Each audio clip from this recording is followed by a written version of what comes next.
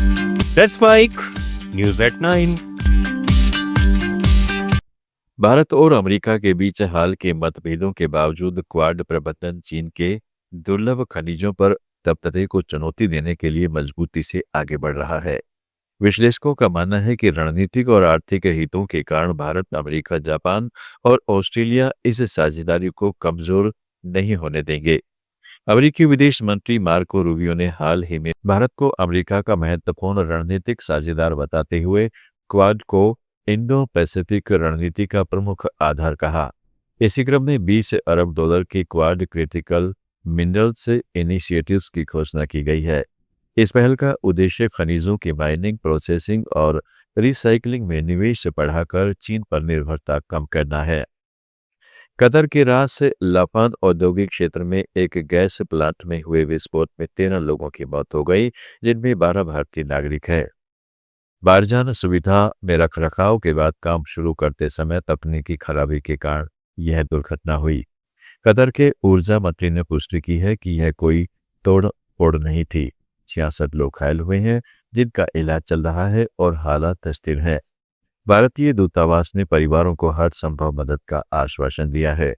विदेश मंत्री एस जयशंकर ने भी शोक व्यक्त किया है। बांग्लादेश में हिंदू समुदाय ने शांतिपूर्ण प्रदर्शन किया है। गाईबांधा जिले के पलाशबाड़ी इलाके में राधा गोविंद मंदिर परिसर में भगवान राम, कृष्ण और शिव की बड़ी मूर्तियों के निर्माण के काम को मौलवियों की धमकियों के बाद रोक दिया गया। 80% काम पूरा होने के बाद जमात समर्थित समूह ने हिंसा की चेतावनी दी। इसके खिलाफ ढाका के शाहबाग चौराहे पर मानव श्रृंखला बनाई गई और देश के 63 जिलों में भी प्रदर्शन हुए। हिंदू संगठनों ने बीएनपी सरकार की चुप्पी पर सवाल उठाया है और अल्पसंख्यक अधिकारों की रक्षा की मांग की है। प्रदर्शन जारी है। नेपाल, जो हिमालय में चीन और भारत के बीच बसा है, लंबे समय से महाशक्तियों की प्रतिस्पर्धा में अपनी स्वतंत्रता और विकास दोनों को संभालने की कूटनीति चला रहा है। शीत युद्ध के समय से लेकर आज के युग तक काठमांडू ने कैद संघर्ष की नीति अपनाई, जिससे वह अमेरिका, चीन, भारत और सोवियत संघ जैसी शक्तियों से आर्थिक मदद ले सका, बिना किसी एक पक्ष के पूरी तरह झुके।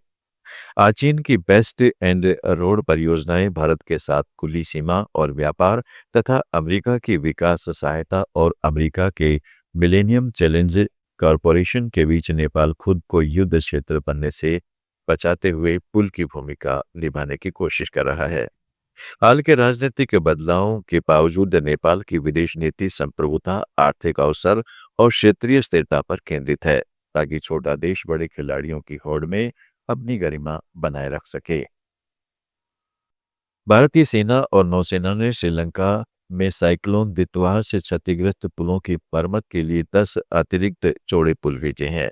भारत ने श्रीलंका के साथ अपने लंबे समय की विश्वसनीय साझेदारी जारी रखते हुए साइक्लोन दितवार की तबाही के बाद वहां की सड़क संपर्क बहाल करने में मदद की है। भारतीय सेना और नौसेना ने गार्डन रिच शिप बिल्डर्स के साथ ऑपरेशन सागर पत्थू के तहत INS घड़ियाल युद्धपोत से 10 अतिरिक्त चौड़े बेली पुल श्रीलंका भेजे हैं। इन पुलों से केंद्रीय उवा और सबरागमुआ प्रांतों में 7 महत्वपूर्ण स्थानों पर संपर्क बहाल करने में मदद मिलेगी, जहां तूफान ने सड़कें तोड़नी थी। साइक्लोन दितवा ने नवंबर-दिसंबर में श्रीलंका में भारी तबाही मचाई थी, जिसमें करीब 650 लोगों की जान चली गई थी और अरबों डॉलर का नुकसान हुआ था। भारतीय इंजीनियर श्रीलंकाई सड़क विकास प्राधिकरण के साथ मिलकर क्षति का आकलन कर रहे हैं और पहले भी कुछ पुल बना चुके हैं। समाचारों में फिलहाल इतना ही। जुड़े रहे लेट्स माइक के साथ। आप सुन रहे थे let's mic more than radio. Follow कीजिए हमें हमारे सोशल मीडिया प्लेटफॉर्म्स पर। Let's mic more than radio लेकर आ रहे हैं एक ऐसा ही unique show for all marketing aspirants, professionals, startups and entrepreneurs every Saturday at 11 a.m.